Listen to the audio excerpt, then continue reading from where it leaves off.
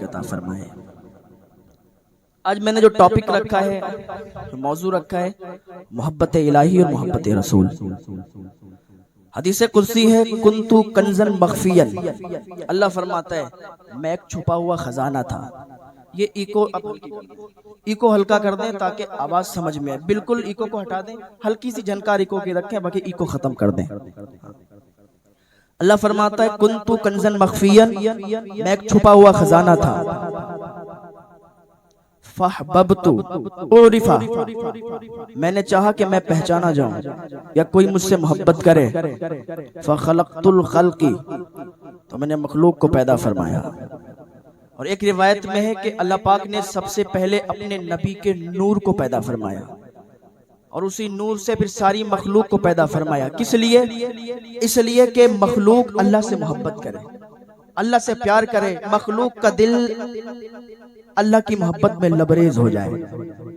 انسان کے جسم میں بہت سے اعضاء ہوتے ہیں، کوئی سا کام کرتا ہے، کوئی سا، آنکھ کا کام ہے دیکھنا، ناک کا کام ہے سونگھنا، زبان کا کام ہے بولنا، پاؤں کا کام ہے چلنا، اور ایک دل دیا ہے اللہ نے، دل کا کام ہے محبت کرنا۔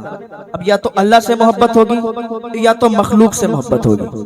اگر اللہ سے محبت ہوگی تو پھر نمازوں میں دل لگے گا، نیک عمل کرنے میں دل لگے گا، اور اگر مخلوق سے محبت ہوگی، دنیا سے محبت ہوگی تو پھر نیک عمل کرنے میں مزہ نہیں آئے گا، پھر نماز پڑھنے میں مزہ نہیں آئے گا، پھر روزہ رکھنے میں مزہ نہیں آئے گا۔ اللہ فرماتا ہے میں نے انسان کے سینے میں دو دل نہیں رکھے، میں نے انسان کو دو دل نہیں دیے کہ ایک مخلوق کو دے دے، ایک اللہ کو دے دے اور ایک شیطان کو دے دے، ایک نفس کو دے دے۔ اللہ فرماتا ہے کہ میں نے انسان کے سینے میں صرف ایک دل رکھا ہے، اور وہ اپنے لیے، اللہ کی محبت کے لیے وہ ایک دل دیا ہے، اور ایک کے لیے۔ حضرت خواجہ حسن بصری فرماتے ہیں کہ میں نے عشق الہی کو ایک دھوبی سے سیکھ لیا۔ لوگوں نے عرض کیا حضور آپ نے عشق الہی کو دھوبی سے کیسے سیکھ لیا؟ تو کہنے لگے کہ ایک دن میں چھت پہ سو رہا تھا، گرمیوں کا ٹائم تھا، بہت کڑاکے کی گرمی تھی، رات کا سناٹا تھا، میں اپنے گھر کی چھت پر سو رہا تھا، تو میرے کانوں میں آواز آئی، وہ ایک دھوبی اور دھوبن میرے پڑوس میں رہا کرتے تھے، وہ لڑ رہے تھے، وہ آپس میں لڑ رہے تھے، تلخ کلامی ہو رہی تھی۔ تو بی بی کہہ رہی تھی کہ میں نے تمہارے لیے سب کچھ برداشت کیا، میں نے تمہارے لیے سب کچھ برداشت کیا، میں نے اچھے کپڑے نہیں پہنے برداشت کیا، میں نے اچھا کھانا نہیں کھایا لیکن برداشت کیا، اور آگے بھی برداشت کرتی رہوں گی، لیکن مجھے یہ کبھی برداشت نہیں ہوگا کہ میرے ہوتے ہوئے تو کسی غیر عورت پر نگاہ ڈالو، کسی غیر عورت کو دیکھو، یہ مجھے کبھی برداشت نہیں ہوگا۔ حضرت خواجہ حسن بصری فرماتے ہیں کہ بس میں نے قرآن پاک کھولی اور قرآن پاک کی ایک آیت پڑھنے لگا جس کا ترجمہ یہ تھا، میں آ کے رک گیا۔ اللہ کیا فرماتا ہے؟ اللہ فرماتا ہے میرے بندے تو جتنے چاہے گناہ کر کے آجا میری بارگاہ میں، جتنے تیرے گناہ ہوں گے میں تیرے گناہوں کو معاف فرما دوں گا، لیکن اگر میری محبت میں کسی کو شریک کرے گا تو میں تجھے معاف نہیں فرماؤں گا، میری محبت میں اگر کسی کو شریک کرے گا تو میں تجھے بخشوں گا نہیں۔ حضرت خواجہ حسن بصری فرماتے کہ بس میں نے اسی دھوبی سے عشق الہی کو سیکھ لیا۔ عشق الہی، اللہ کی محبت میں جب بندہ سرشار ہو جاتا ہے، دنیا کو بھلا دیتا ہے، تو بندے سے اللہ بھی محبت کرنے لگتا ہے، بندے سے اللہ بھی پیار کرنے لگتا ہے۔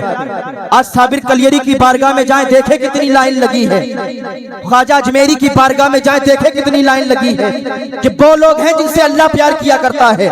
بریلی شریف چلے جائیں اعلیٰ حضرت کی بارگاہ میں، بلگرام شریف چلے جائیں، لوگ پاگل دیوانے ہیں ان کے لیے کہ وہ لوگ ہیں جن سے اللہ محبت کیا کرتا ہے۔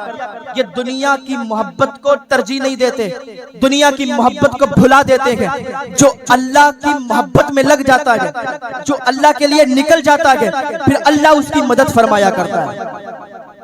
حضرت ایک فقیر تھے، ایک بزرگ تھے، وہ جا رہے تھے راستے میں، سفر کر رہے تھے، تو جب سفر پہ نکلے تھے تو راستے میں عیسائی مل گیا، اور عیسائی نے کہا حضرت میں بھی آپ کے ساتھ سفر پہ جانا چاہتا ہوں، مجھے بھی سفر پہ لے چلیں۔ انہوں نے کہا چلو کوئی بات نہیں۔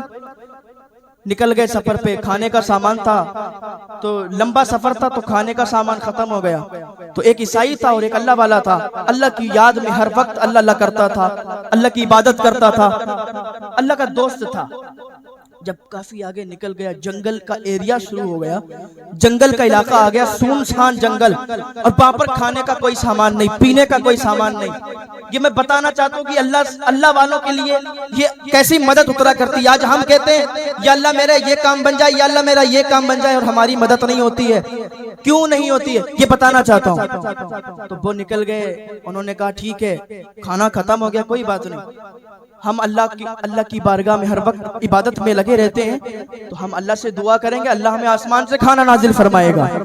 تو جنگل کا جب علاقہ شروع ہوا تو کھانا ختم ہو گیا، تو انہوں نے اللہ کی بارگاہ میں ہاتھ اٹھائے، اللہ کی بارگاہ میں ہاتھ اٹھائے اور عریضہ پیش کیا، مولا میں دن رات تیری عبادت میں لگا رہتا ہوں، دن رات تیری عبادت کرتا ہوں، لیکن مجھے کوئی گھمنڈ نہیں، کوئی فخر نہیں، لیکن میرے ساتھ جو عیسائی ہے نا، عیسائی یہ کافر ہے، یا اللہ تو آسمان سے کھانا نازل فرما دے، اگر تو نے مجھے کھانا نہیں دیا تو یہ عیسائی کہے گا اسلام کی کوئی روحانیت نہیں، اسلام میں کوئی حقانیت نہیں، مولا آسمان سے مجھے کھانا نصیب فرما دے۔ تو آسمان ابھی دعا کر ہی رہے تھے کہ آسمان سے ایک تھالی اتر آئی، ایک تھالی کھانا اتر آیا، تو جیسے ہی سامنے پیش آیا تو اس نے اللہ کی بارگاہ میں ہاتھ اٹھا دیے، مولا تیرا شکر ہے تو نے اس کے سامنے میری عزت رکھ لی ہے، اب یہ اسلام کو برا نہیں سمجھے گا، اب یہ اسلام کی حقانیت کو برا نہیں کہے گا، اب یہ بھی سوچے گا اسلام پاورفل ہے، اب یہ بھی سوچے گا اسلام باقی اسلام میں حقانیت ہے، اسلام سچا مذہب ہے۔ بیٹھ گئے، دسترخوان بچھایا، اس نے کہا آؤ بھائی کھانا کھا لو، عیسائی سے جب بلایا عیسائی نے آیا، کھانا کھایا، کھانا کھانے کے بعد سفر کو شروع کر دیا، پھر ایک طویل سفر پر چلے گئے، اور جب آگے پہنچے تو کھانا تو ختم تھا، صرف ایک تھالی آئی تھی فوراً کا، اللہ والے ہوتے ہیں جب اللہ سے دعا کرتے ہیں تو اللہ ان کے لیے کھانا کا انتظام فرما دیتا ہے۔ اب انہوں نے ایک بار دعا کر لی، ان کا وعدہ یہ ہوتا ہے کہ ایک بار ہم دعا کریں گے، ایک بار آپ دعا کریں گے، اس نے کہا ٹھیک ہے کوئی پرابلم ہی نہیں۔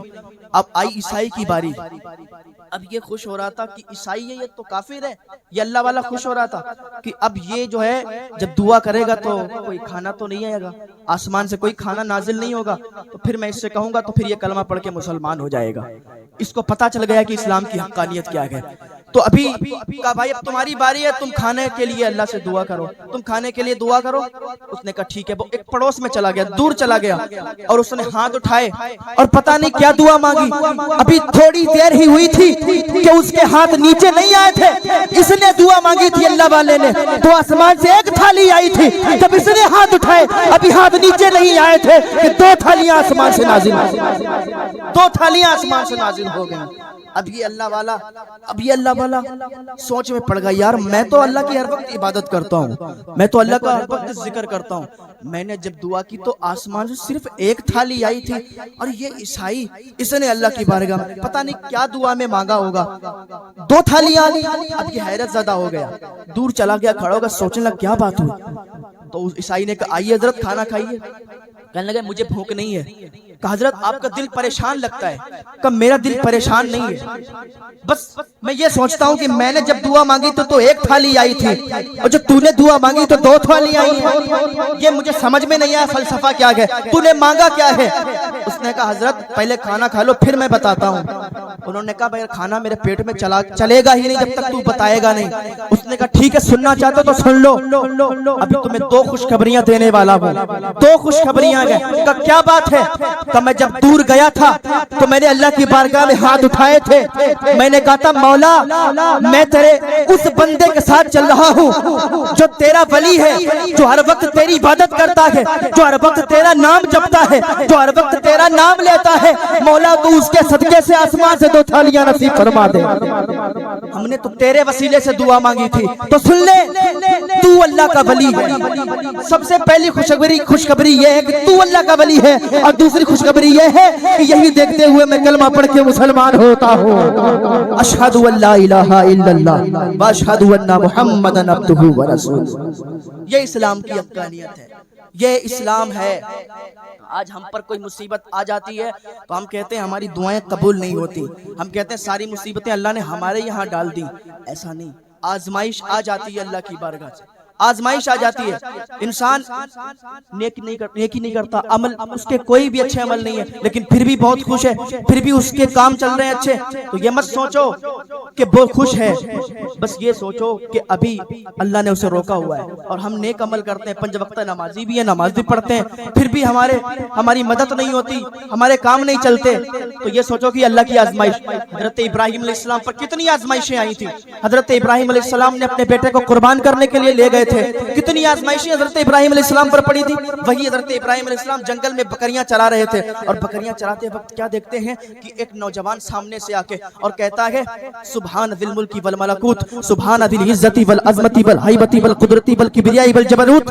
جب اس نے یہ پڑھا تو حضرت ابراہیم علیہ السلام کہتے تو نے میرے رب کا نام کتنا پیارا لیا ہے، تو نے میرے رب کا نام کتنا اچھا لیا ہے، ایک بار پھر سے پڑھ دے۔ اس نے کہا کہ میں ایسا نہیں پڑھوں گا، مجھے کیا دو گے؟ تو حضرت ابراہیم علیہ السلام نے کہا میرا رب کا نام لے گا تو میں تجھے اپنی بکریوں کا آدھا ریبڑ دے دوں گا۔ کہا دے دو گے؟ اس نے پھر پڑھنا شروع کیا، حضرت ابراہیم علیہ السلام نے آدھا ریبڑ دے دیا۔ کہا پھر ایک بار پڑھ دے۔ اس نے کہا اب کیا دو گے؟ کہا اب پوری بکریوں کا ریبڑ دے دوں گا، ابھی آدھا دیا تھا، ساری کے ساری لے جا۔ کہا پھر پڑھ دے۔ اس نے پھر پڑھا، کہا ایک بار اور پڑھ دے۔ کہا اب کیا دو گے؟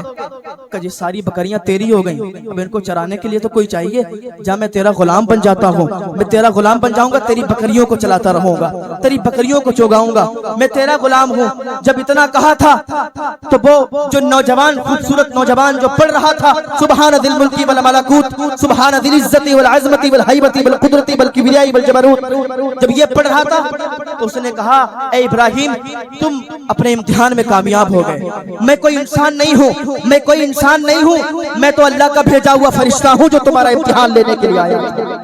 ہاں امتحان پڑ جاتا ہے، آزمائشیں آ جاتی ہیں، لیکن ہمیں اللہ کی محبت اپنے سینوں میں، اللہ اور رسول کی محبت کو لانا ہوگا، اللہ رسول سے پیار کرنا ہوگا۔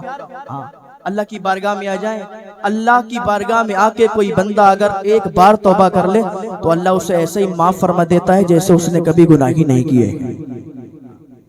مکے کی سرزمین پر جب زیادہ تیزی سے اسلام پھیل رہا تھا تو ابو جہل نے ایک خط لکھا تھا اپنے دوست کو، کس کو؟ یمن میں، اس کا نام تھا حبیب بن مالک۔ اس کو خط لکھا کہ مکے میں بہت تیزی کے ساتھ اسلام پھیل رہا ہے، تم آؤ، تمہارا یہاں لوگوں پر بہت احسان ہے، جب تم یہاں آؤ گے لوگوں کو سمجھاؤ گے تو لوگ محمد کا کلمہ نہیں پڑھیں گے، لوگ محمد کے دیوانے ہوتے جا رہے ہیں، جو محمد کو دیکھتا ہے ان کا دیوانہ ہو جاتا ہے، جو محمد کے سامنے جاتا ہے ان کا مستانہ ہو جاتا ہے، لوگ آتے ہیں کلمہ پڑھ کے مسلمان ہو جاتے ہیں، جانی دشمن بھی ان کے سامنے جاتا ہے تو وہ بھی کلمہ پڑھ کے مسلمان ہو جایا کرتا ہے، قدموں میں جان نچھاور کرنے کا اس کا دل چاہتا ہے۔ جب یمن میں حبیب بن مالک کو یہ خط ملا تو اس نے کہا میں نے آپ کی بات سن لی ہے لیکن میں محمد کی بھی بات سنوں گا، میں آ رہا ہوں، ایک میٹنگ رکھو۔ میٹنگ رکھی گئی مکے میں، بڑے بڑے کافر آئے، بڑے بڑے لوگ جمع ہوئے، وہ میٹنگ رکھی گئی تو پتا چلا حضور کی بارگاہ میں ایک شخص کو بھیجا گیا کہ جاؤ محمد کو بھی بلا لاؤ، تو حضور کو بلانے کے لیے ایک قاصد گیا، کہ چلو ایک میٹنگ رکھی گئی ہے، یمن سے مالک بن حبیب بن مالک آئے ہوئے ہیں، وہ فیصلہ کریں گے، وہ آپ سے کچھ سوال جواب کریں گے۔ تو اتنا جب حضور کو پتا چلا حضرت صدیق اکبر رضی اللہ تعالیٰ عنہ کو ساتھ میں لیا اور چلے گئے مکے کی سرزمین پر، وہاں پر جہاں میٹنگ لگی ہوئی تھی تو حبیب بن مالک، حضور کا روب دبدبہ ایسا تھا کہ جب بہت سے لوگ کہتے ہیں کہ ہم مسکراتے اس لیے نہیں ہے کہ روب دبدبے کی بات کرتے کہ ہمارا روب ختم ہوتا ہے، ہم کہتے ہیں حضور کی اخلاقی معیار دیکھو، حضور کا اخلاق دیکھو، کیا حضور مسکراتے نہیں تھے؟ کیا حضور کسی سے بات نہیں کرتے تھے؟ ارے حضور تو ایسے مسکراتے تھے کہ جب مسکراتے تھے تو نور سامنے والے پہاڑوں پر نظر آیا کرتا تھا۔ ہاں لوگ اخلاق، سب سے زیادہ اخلاقی معیار جو بلند ہے وہ حضور صلی اللہ تعالیٰ علیہ وسلم کا ہے، قرآن خود اس کی گواہی دیتا ہے، وَإِنَّكَ لَعَلَىٰ خُلُقٍ عَظِيمٍ، کہ اے میرے محبوب آپ اخلاق کے سب سے زیادہ، سب سے بڑے منصب پر فائز ہیں۔ تو حبیب بن مالک کے سامنے جب حضور تشریف لے گئے تو سب خاموش ہو گئے، کوئی نہیں بول رہا تھا، تو حضور نے فرمایا ایسے سکتہ کیوں طاری ہو گیا؟ تم نے مجھے بلایا تھا، بات کیا ہے؟ بات تو بتاؤ، کس بات کے لیے تم نے مجھے بلایا تھا؟ ان کو اور کم کر دیجئے، تو حبیب بن مالک نے کہا کہ میں نے اس لیے بلایا تھا کہ میں نے سنا ہے کہ آپ نیا دین لائے ہیں، آپ نیا مذہب لائے ہیں، اور ایک کو کم کر دو، میں نے سنا آپ نیا دین نیا مذہب لائے ہیں۔ کہا ہمارا دین اسلام ہے اور یہی سچا مذہب ہے۔ میں ہلکی کو میں بات کرتا ہوں کہ ہمارا دین سچا مذہب ہے۔ تو حبیب بن مالک نے کہا کہ اگر تمہارا دین سچا ہے تو پھر چلو، پہلے کے جو نبی آئے انہوں نے بہت معجزے دکھائے، تم بھی کوئی معجزہ دکھاؤ۔ کیا معجزہ لے کے آئے ہو؟ سرکار نے ارشاد فرمایا کیا دیکھنا چاہتا ہے؟ کہ میں آسمان کا معجزہ دیکھنا چاہتا ہوں، کیونکہ انسان جانتا ہے کہ جادوگر جو ہوتا ہے وہ سامنے نظر تو بند کر سکتا ہے لیکن زمین کو ہلا کے نہیں دکھا سکتا، آسمان کو پھاڑ کے نہیں دکھا سکتا، چاند کے ٹکڑے کر کے نہیں دکھا سکتا۔ جو جادوگر ہوتا ہے اس کا جو جادو ہے وہ دنیا کی چیزوں پر چلا کرتا ہے، آسمان اور زمینوں پر نہیں چلتا۔ کہ میں دیکھنا چاہتا ہوں آسمان پر آپ معجزہ اگر لے کے آئے ہیں تو آسمان کا کوئی معجزہ دکھائیں۔ حضور نے فرمایا اور کیا دیکھنا چاہتا ہے؟ اور کہا دیکھ لے میں کیا سوچتا ہوں، یہ بھی تم بتا دو میں کیا سوچتا ہوں۔ حضور نے فرمایا چل، ہاتھ پکڑا، صفا پہاڑی پر لے گئے۔ 14ویں کا چاند چمک رہا تھا، وہ چاند چمک رہا تھا، نمودار تھا، چاندنی رات تھی۔ حضور صلی اللہ تعالی علیہ وسلم نے فرمایا کیا دیکھنا چاہتا ہے؟ کہ یہ چاند کے 2 ٹکڑے کر کے دکھا دو۔ حضور نے اشارہ کیا، ابھی جیسے اشارہ کیا تھا تو چاند 2 ٹکڑے ہو گیا، ایک پہاڑی کے ادھر چلا گیا، ایک پہاڑی کے ادھر چلا گیا۔ جب اعلیٰ حضرت کی نظر اس پر پڑی تو پکار اٹھتے ہیں کہ چاند جھک جاتا جدھر انگلی اٹھاتے مہد میں، کیا ہی چلتا تھا اشاروں پر کھلونا۔ تو کہا ایک تو آپ نے بات پوری کر دی، لیکن میں کیا سوچتا ہوں، میں جو سوچتا ہوں وہ بتاؤ۔ کہا تو کیا سوچتا ہے میں بتاؤں؟ تو یہ سوچتا ہے کہ تیری ایک اپاہج بیٹی ہے جو پیروں سے چل نہیں سکتی، اپاہج ہے، اور تو سوچتا ہے کہ تیری بیٹی شفا یاب ہو جائے۔ جا تو آج یہاں محمد کا کلمہ پڑھ لے، تیری بیٹی کو میں نے شفا دے دی ہے، تیری بیٹی شفا یاب ہو گئی۔ جب حبیب بن مالک نے اتنا سنا تھا تو قدموں میں کلمہ پڑھ کے مسلمان ہو گیا تھا۔ یہ وہ حبیب بن مالک جس کو ابو جہل نے بلایا تھا فیصلہ کرنے کے لیے، حضور کا دیوانہ ہو گیا، حضور کے نام کا کلمہ پڑھ لیا، حضور کے قدموں میں گر گیا اور دوڑتا ہوا گھر پہ گیا۔ دروازہ کھٹکھٹایا، اندر سے آواز آئی کون؟ کہ میں حبیب بن مالک۔ بیٹی نے دروازہ کھولا، جب اس نے دیکھا کہ بیٹی آئی ہے تو کہا بیٹی تو اپاہج تھی، تیرے تو پیر اس کام کے نہیں تھے کہ تو چل سکتی تھی، تو اپاہج تھی، تو کیسے چل کے آ گئی؟ کہا کچھ مت پوچھو ابا، بس خام میں مدینے والے آئے تھے، خام میں وہ نورانی چہرے والا آیا تھا، اس نے کہا تھا تیرے باپ نے مکے میں کلمہ پڑھا ہے، تو بیٹی یہاں کلمہ پڑھ کے مسلمان ہو جا، تو شفا یاب ہو جائے۔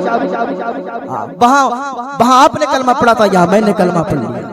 یہ حضور کو جو بھی دیکھتا تھا حضور کا دیوانہ ہو جایا کرتا تھا۔ تو ہم آج کس کی محبت کو اپنے سینے میں بٹھائے ہوئے ہیں؟ ہم حضور کے نام کا کلمہ پڑھتے ہیں، حضور کی باتوں کو فالو کرتے ہیں، لیکن پھر بھی ہم ایسے ویسے گھومتے رہتے ہیں۔ یار حضور کا نام کا کلمہ پڑھتے ہو تو حضور کو فالو کرو، دنیا دار کو نہیں بلکہ مدینے کے تاجدار کو فالو کرو، تب تمہاری کامیابی ہے۔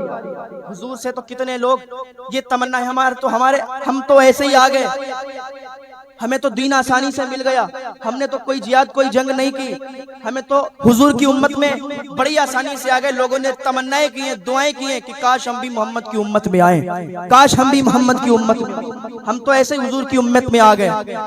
شکر ادا کرو اللہ پاک کا کہ ہم حضور کی امت میں پیدا ہوئے ہیں۔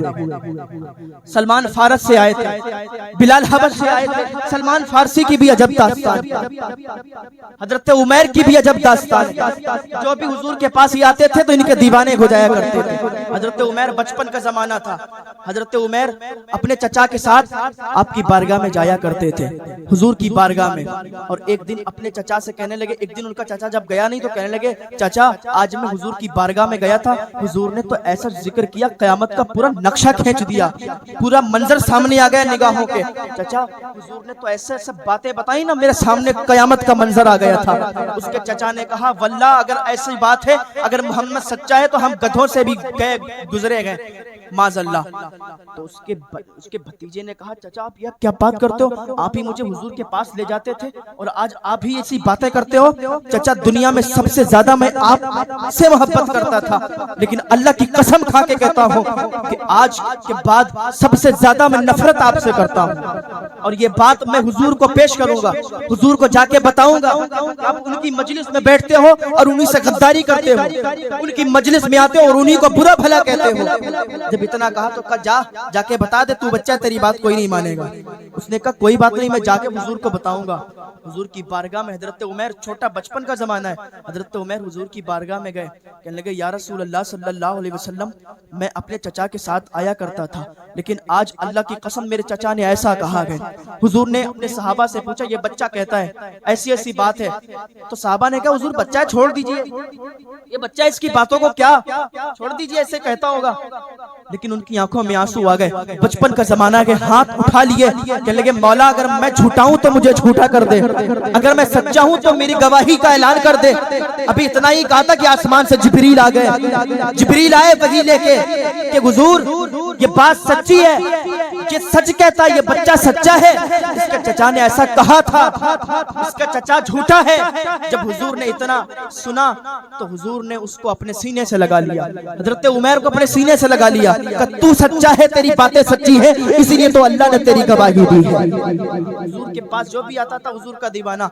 और फिर हुजूर जब हजरत उमर रज़ी अल्लाह ताला अन्हु ने उन्हें गवर्नर बनाया, जब वो इंतकाल कर गए तो कहते थे कि काश कोई हजरत उमर जैसा आए कि फिर मैं गवर्नर की शक्ल में कौम को दे दूं, कौम के सामने पेश करूं। हजरत उमर ऐसे हुजूर के फरमा बरदार साहबी थे।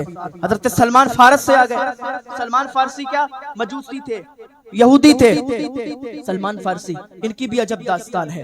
हजरत सलमान फारसी निकले अपने घर से तो एक पारसी पादरी जो होते थे उनके यहाँ चले गए, और पादरी के पास जाके वो बड़ा बुजुर्ग था, उसकी भौं लटकी हुई थी, वो सफेद भौं थी और बहुत ज्यादा बुजुर्ग था। तो उसने कहा कि अब मैं मरने वाला हूँ, अब मैं मर रहा हूँ, अब तुम चले जाओ दूसरे पादरी की, उसके पादरी के यहाँ। तो सलमान फारसी दूसरे पादरी के यहाँ चले गए। जब तीसरा भी मरने वाला हुआ तो उसने चौथे की बारगाह में पहुंचा दिया। जब चौथा में मरने वाला उसने कहा अब कोई पादरी नहीं आएगा, अब एक इंसान आएगा जिसका तुम्हें इंतजार होगा, अब कोई और नहीं आएगा बल्कि मदीने में मोहम्मद पैदा होगा, अब तुम उसका इंतजार करो और जाओ उसी की बारगाह में चले जाना। अब किसी पादरी के पास मत जाना, अब मोहम्मद अरबी के पास चले जाना। सलमान फारसी ने कहा उनकी निशानी क्या है, मुझे उनकी निशानी बयान करो। कि उनकी 3 निशानियां होंगी, एक तो वो हदिया कबूल कर लेंगे, सदका नहीं लेंगे, और तीसरी निशानी ये होगी कि उनके शानों के दरमियान मोहरे नबूवत होगी। हजरत सलमान फारसी की बड़ी अजब दास्तान है। निकल गए, एक काफिला मिला, काफिले वालों के साथ हो लिए, और काफिले वालों ने अकेला समझ के इन्हें बेच दिया। और बेचा भी कहाँ, कहते मेरी किस्मत की मेराज मुझे बेचा भी मदीने में ले जाके, जिस शहर की मैं तलाश कर रहा था उसी शहर में ले जाके बेचा। और वह मुझसे बड़ा काम करवाया करता था, बाग में मैं काम किया करता था, खजूरों का बाग था, खजूरें तोड़ा करता था। एक दिन मैं खजूर तोड़ रहा था तो हवा बड़ी महकी महकी लग रही थी, हवा बड़ी अजीब लग रही थी। मैंने नजर घुमा के देखा, बड़ा नूरानी चेहरे वाला आ रहा था, बड़े नूरानी चेहरे वाला आ रहा था। मैंने उसको देखा, मैं गया खजूरें लेके, जैसे ही मैं भागा तो मेरे आका ने मुझे पकड़ने की कोशिश की। मैंने कहा आका माफ कर दे, मैं भाग नहीं रहा हूँ, मैं कहीं जा रहा हूँ किसी से मुलाकात करने के लिए। गए हुजूर की बारगाह में, खजूरें दी, कहा ये सदका लाया हूँ, सदका कबूल कर लीजिए। कहा मैं सदका कबूल नहीं करता। हुजूर ने फरमाया मैं सदका कबूल नहीं करता। कहा सदका कबूल नहीं करते, वापस चले आए। एक निशानी पूरी हो गई, दूसरी निशानी के लिए फिर एक दिन हुजूर का गुजर हुआ, फिर हुजूर के पास गए और खजूरें लेके गए। कहा हुजूर ये मैं हदिया करता हूँ। तो हुजूर ने फरमाया सहाबा में तकसीम कर दो। 2 निशानी पूरी हो गई। अब हज़रत सलमान फारसी कहते हैं कि आखिरी निशानी बची थी, आखिरी निशानी बची थी तो मैं चाहता था कि काश ये भी निशानी पूरी हो जाए। शक्ल और सूरत से तो पता चल गया था कि मदीने वाले मोहम्मद यही हैं, लेकिन आखिरी निशानी सोचता था कि पूरी हो जाए। तो एक दिन मैं खजूर तोड़ रहा था तो बड़ी महकी महकी हवा हुई, हवा चल रही थी तो देखा कि वही नूरानी चेहरे वाला, वही खूबसूरत چہرے والا ادھر سے آ رہا تھا، اس کو دیکھا تو ان کے پاس چلے گئے اور دیکھ رہے تھے جب حضور گزر رہے تھے تو تمنا کر رہے تھے کہ کاش کوئی ہوا کا جھونکا ایسا آئے کہ حضور کی چادر اٹھ جائے، میں دیکھ لوں کہ یہی مدینے والے آقا ہیں جس کے بارے میں اس پادری نے کہا تھا کہ وہی محمد عربی ہے، اسی کے پاس چلے جانا۔ ابھی اتنا سوچ رہے تھے کہ حضور نے ان کے من کو پہچان لیا، حضور نے اپنی چادر کو پھینک دیا، کہا سلمان دیکھ لے جو تجھے پادری نے بتایا تھا، میں ہی مدینے کا میں ہی محمد عربی ہوں اور تجھے میرے ہی پاس اس پادری نے بھیجا تھا، دیکھ لے یہی میرے شانوں کے درمیان مہر نبوت ہے۔ سلمان فارسی قدموں میں گر گئے، سلمان فارسی نے کلمہ پڑھ لیا، اشہد ان لا الہ الا اللہ واشہد ان محمدًا عبدہ ورسولہ۔ یہ سلمان فارسی کی عجب داستان تھی۔ آج ہم لوگ اللہ رسول کی محبت کو بھلا بیٹھے ہیں۔ اللہ والے کیا کیا کر گزرتے تھے، اللہ کے رسول کی محبت کے لیے جنگلوں میں چلے جایا کرتے تھے عبادت کے لیے، اللہ کو راضی کرنے کے لیے۔ آج ہم تو کچھ بھی نہیں کرتے، نمازوں سے بڑی دور ہیں، روزوں سے بڑی دور ہیں۔ اللہ کے بندے چلے جایا کرتے تھے جنگلوں میں، 40 سال گزار دیا کرتے تھے اللہ کو راضی کرنے میں۔ بائزید بستامی، ان کا نام سنا ہوگا اپنے بائزید، ان کا نام تیفور ہے۔ بائزید بستامی اپنی ماں سے کہتے ہیں ماں مجھے اجازت دے دے، میں اللہ کو راضی کرنے کے لیے جنگل میں جا رہا ہوں، میں جنگل میں چلا جاؤں اللہ کو راضی کرنے کے لیے۔ ان کی ماں نے کہا اگر تو جانا چاہتا ہے تو چلا جا۔ بائزید بستامی جنگل کی طرف نکل گئے اور اس سے پہلے ماں سے کہنے لگے ماں میں اللہ کے عبادت کرنے کے لیے جا رہا ہوں، اور ولایت کی ایک منزل، بہت سی منزلیں ہوا کرتی ہیں لیکن ولایت کی ایک منزل کو تلاش کرنے کے لیے بائزید بستامی نکل گئے جنگل میں۔ 12 سال عبادت کی، 12 سال جنگلوں کو تبدیل کرتے رہتے تھے۔ 12 سال عبادت کرنے کے بعد جب جنگل تبدیل کر رہے تھے تو آپ کا شہر پڑ گیا بیچ میں، تو سوچنے لگے کہ ماں 12 سال سے ماں کو نہیں دیکھا ہے، چلو ماں کی زیارت کر لیتے ہیں، چلو ماں کے پاس ماں سے مل لیتے ہیں۔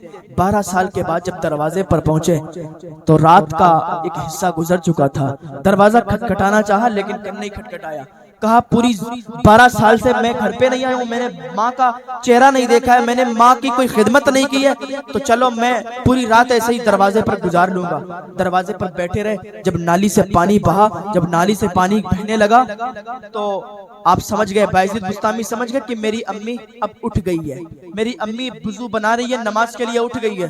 انہوں نے کہا دروازہ کھٹکھٹایا تو ماں ہوا کرتی ہے، آہٹ سے پہچان جاتی کہ میرا بیٹا آیا ہے۔ 12 سال کے بعد بائزید بستامی دروازے پر کھڑے، دروازہ کھٹکھٹا رہے ہیں، اندر سے آواز آ رہی بائزید رک جا میں ابھی آتی ہوں۔ ابھی بلایا نہیں تھا، بائزید بستامی کی امی کہتی ہے ابھی دروازہ کھولتی ہوں۔ دروازہ کھولا تو ماں کے سینے سے لگ گئے، ماں کہنے لگی 12 سال سے نکلا ہوا ہے کہ تجھے ولایت کی وہ منزل مل گئی؟ کہتے امی 12 سال سے اللہ کی عبادت کر رہا ہوں لیکن ولایت کی وہ منزل نہیں ملی۔ اس کی ماں کو جلال آیا، ہاتھ اٹھا دیے، مولا میرا بیٹا 12 سال سے تیری بارگاہ میں نکلا ہوا ہے، 12 سال سے تیری عبادت کر رہا ہے اور اسے ولایت کی وہ منزل نہیں ملی جس کی تلاش میں یہ نکلا تھا۔ اے اللہ میرے بیٹے کو ولایت کی وہ منزل عطا فرما دے، میرے بیٹے کو ولایت کی وہ منزل عطا فرما دے۔ ان کی ماں نے ابھی ہاتھ اٹھائے تھے، کہتے میری ماں کے بھی ہاتھ اٹھے ہوئے نیچے بھی نہیں آئے تھے، جو 12 سال سے میں جنگلوں میں تلاش کر رہا تھا، میری ماں کی ایک دعا سے وہ منزل مجھے عطا ہو گئی۔ تو پتہ چلا ماں کی دعاؤں سے ولایت کی منزلیں بھی مل جایا کرتی ہیں۔ ماں دعا کر دے تو دعائیں فوراً قبول ہو جایا کرتی ہیں، اور ماں بد دعا کر دے تو بد دعا بھی فوراً قبول ہو جایا کرتی ہے۔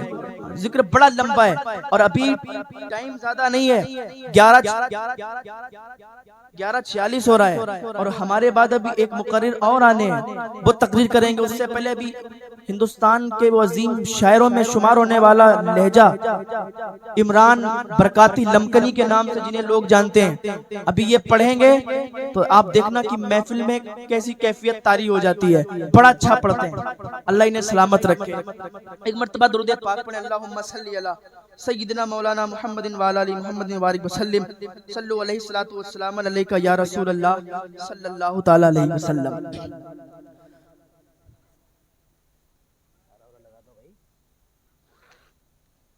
نعرہ تکبیر، نعرہ رسالت، علماء اہل سنت، علماء اہل سنت، عرفان الحق صاحب قبلہ، عرفان الحق صاحب قبلہ، نعرہ تکبیر، नारे रिसालत।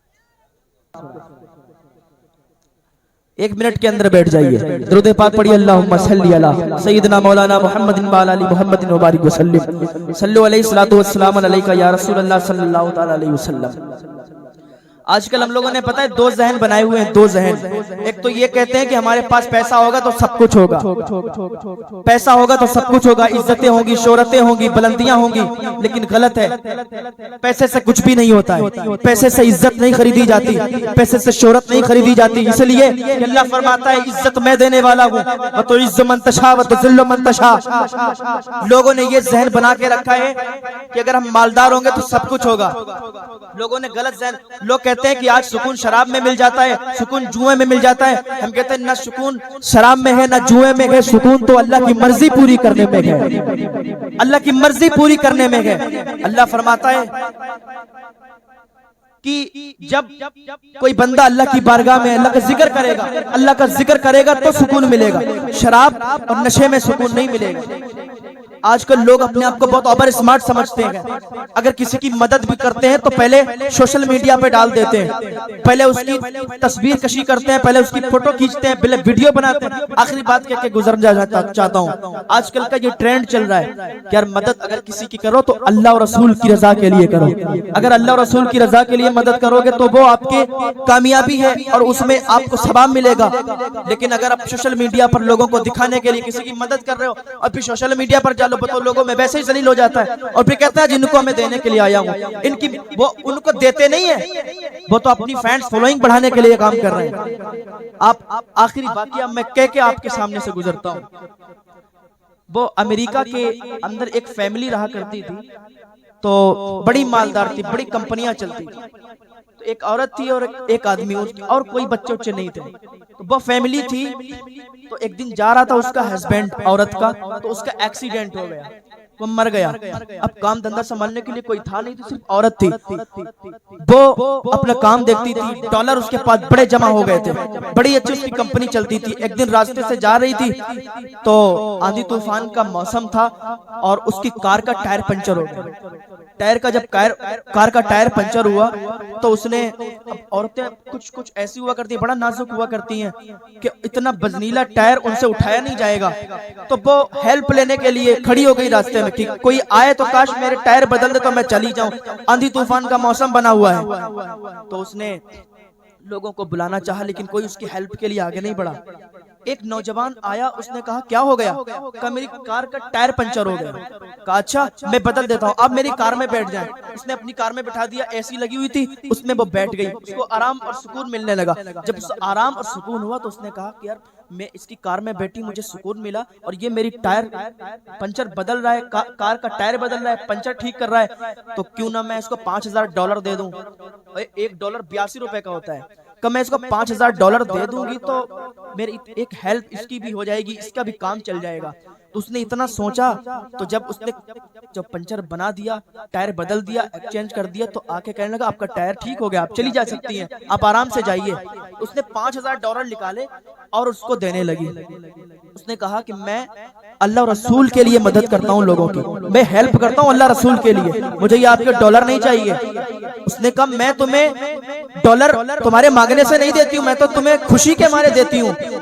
तो उस बंदे ने एक बात कही थी कि जब भी किसी की मदद करना तो अल्लाह रसूल के लिए मदद करना, और हेल्प करना तो उसकी कोई उजरत नहीं लेना। मैं आपसे उजरत नहीं ले सकता, मैं ये आपके डॉलर नहीं ले सकता। जब इतना कहा तो कहा ठीक है कोई बात नहीं। औरत चली गई तो कुछ रास्ते के थोड़ी आगे उसको एक होटल दिखा, तो भूख बड़ी तेज लगी थी। उसी होटल पर वो खाना खाने लगी, बैठ के खाना खाया। खाना खाने के बाद उसने देखा कि एक औरत थी जो खाना खिला रही थी, वेटर थी, वो खाना खिला रही थी, आ रही थी, तो वो प्रेग्नेंट थी, हामिला थी। उसने देखा, उससे बुला के कहने लगी तुम तो हामिला हो और तुम यहाँ काम करती हो। तो मन में सोच लिया कि शायद ये गरीब है, इसलिए इन दिनों में भी ये काम करती है।